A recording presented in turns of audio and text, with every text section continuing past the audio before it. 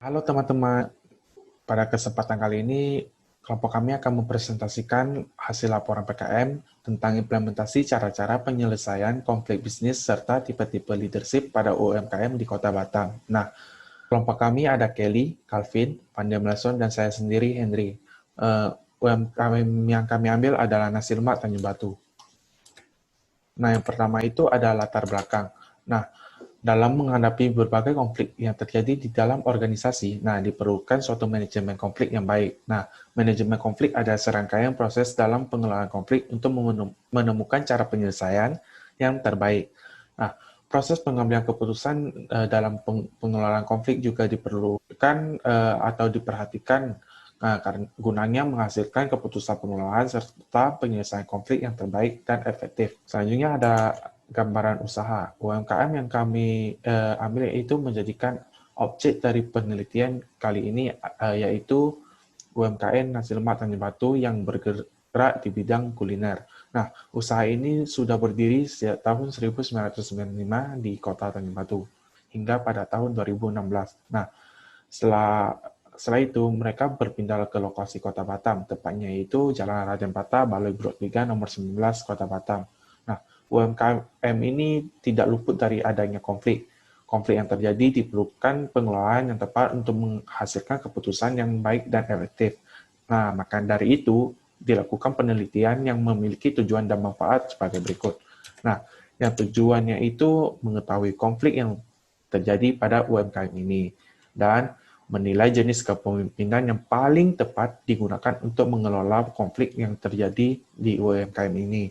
Dan yang terakhir itu menilai manajemen konflik yang dilakukan UMKM selama ini.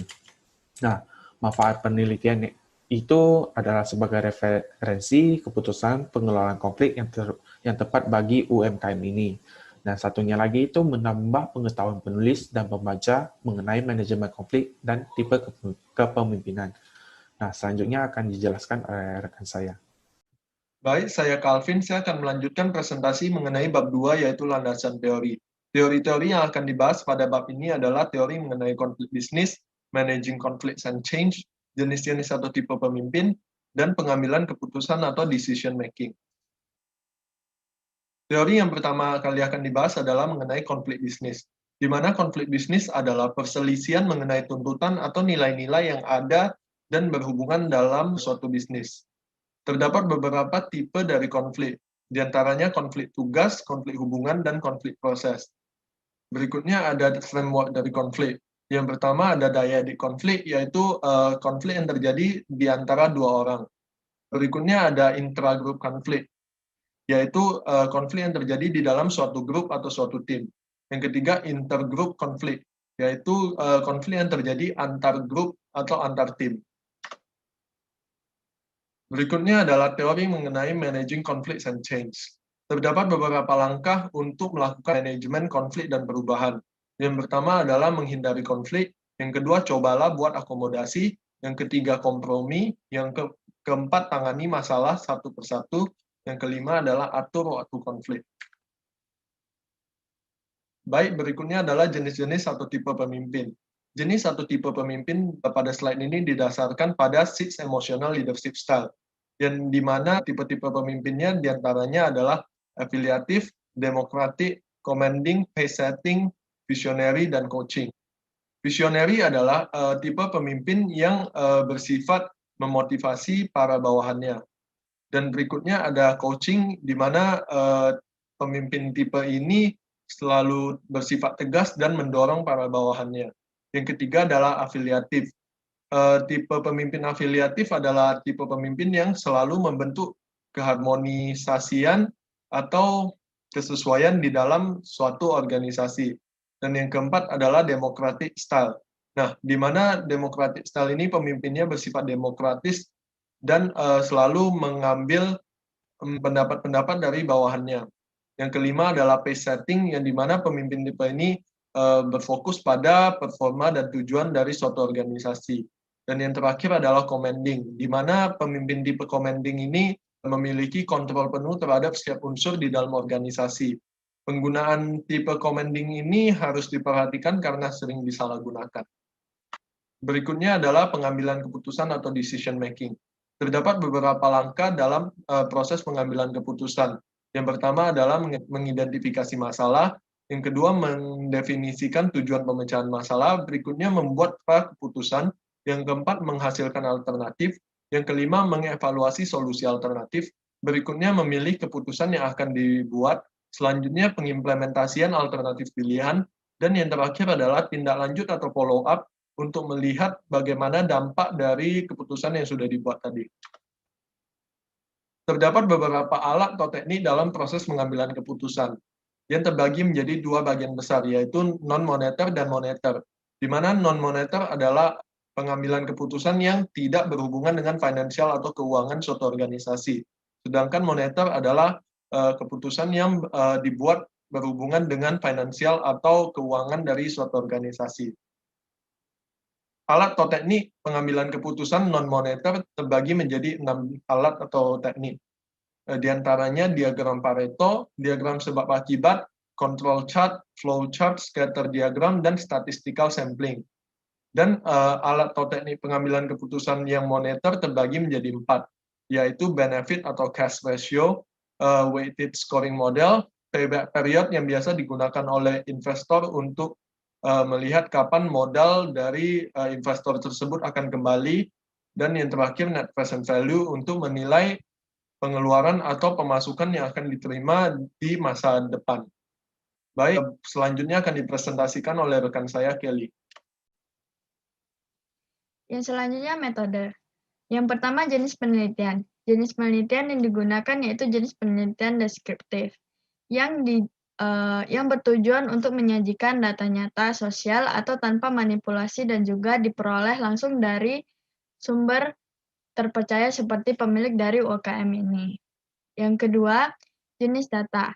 Jenis data dalam penelitian kelompok kami yaitu jenis data premier, merupakan jenis penelitian yang tidak melalui media perantara atau jenis penelitian yang langsung dari sumber aslinya, melalui kuesioner dan wawancara dengan para karyawan UKM itu. Berikutnya yaitu teknik pengumpulan data. Teknik pengumpulan data kelompok ini terbagi menjadi dua. Yang pertama observasi, yang kedua wawancara. Selanjutnya itu sumber data. Sumber data utama dalam penelitian kelompok ini adalah data premier yang merupakan keterangan secara langsung atau fakta melalui penelitian lapangan. Data premier ini diperoleh dari orang yang berkewajiban secara sukarela yang hanya bersifat informal memberikan informasinya tentang kondisi dan situasi dari latar penelitian UKM ini. Yang terakhir yaitu lokasi penelitian dan waktu penelitian. Lokasi penelitian UKM ini terletak di Baloi Blok 3, Batam, Kepulauan Riau, yaitu Nasi Lemak Tanjung Batu. Dan waktu penelitiannya itu dilakukan pada tanggal 12 Mei di Batam. Terima kasih, sekian presentasi saya, akan dilanjutkan oleh rekan saya. Halo, saya Fanda Hasan.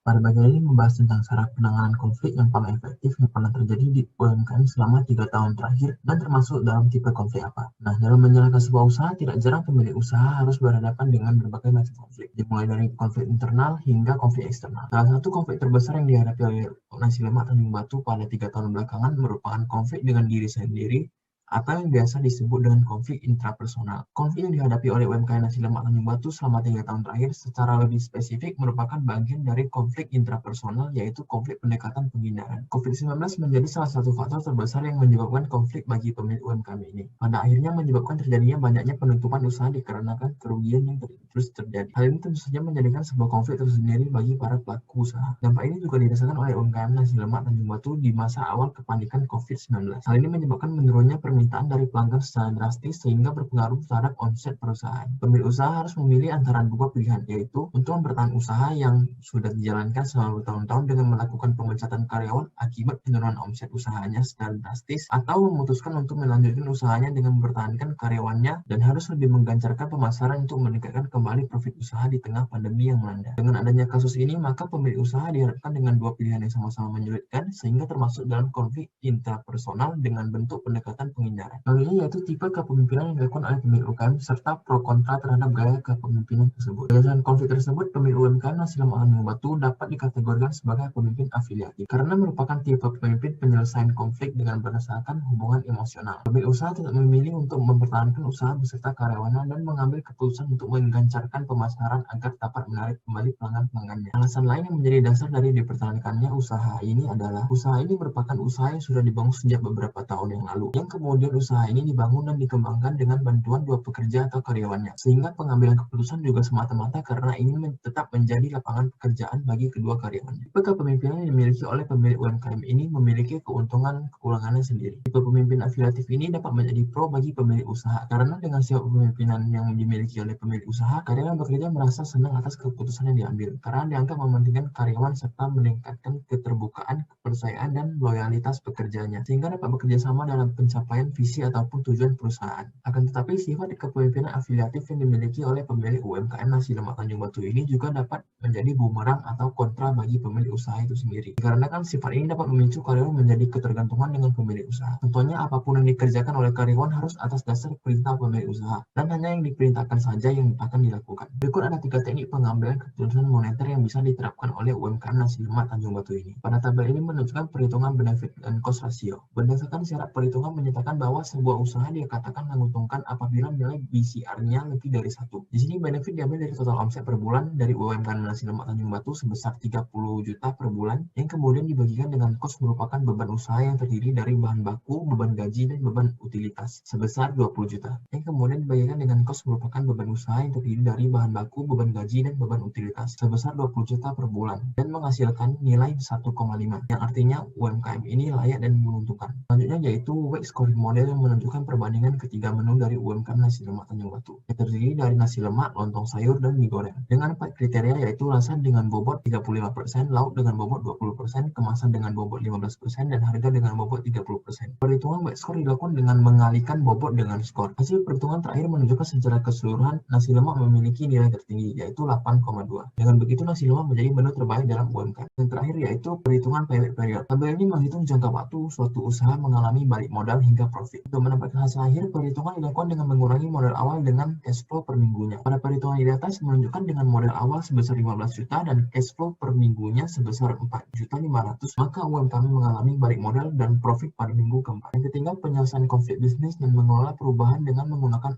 step to successful change dari Kotler. Berdasarkan kasus atau konflik yang terjadi pada pemilik UMKM Nasi Lemak Tanjung Batu, menyebabkan terjadinya penurunan profitabilitas perusahaan yang dipicu oleh hadirnya pandemi. Untuk mempertahankan usahanya serta meningkatkan kembali profitabilitas dari usaha Nasi Lemak Tanjung Batu ini, pemilik usaha melakukan perubahan, baik dari strategi penjualan, strategi pemasaran, performa karyawan, hingga keamanan dan kebersihan produk, hingga dapat kembali memicu ketertarikan pelanggan. Dalam proses melakukan perubahan, dapat diimplementasikan sesuai dengan 8 langkah perubahan menurut Kotler. Pertama, pemilik UMKM Nasi Lemak Tanjung Batu harus menciptakan keadaan mendesak. Pentingnya menciptakan suasana yang mendesak ini memiliki tujuan untuk meningkatkan kesadaran pekerjaannya bahwa perlunya dilakukan sebuah perubahan untuk mengembalikan performa usaha seperti sebelumnya. Selanjutnya, pemilik usaha harus melakukan pengelompokan kerja dalam melakukan perubahan. Pada tahap ini, pemilik usaha memberikan arahan tentang pentingnya bekerja dengan cekatan, akan tetapi mengutamakan kebersihan pada masa pandemi seperti ini. Selanjutnya, pemilik usaha melakukan pembentukan visi dari dilakukannya perubahan, bertujuan agar para pekerja memahami apa-apa saja tujuan dari dilakukannya perubahan dan apa yang akan dicapai dalam melakukan perubahan ini. Setelah 4 langkah ini terlaksanakan,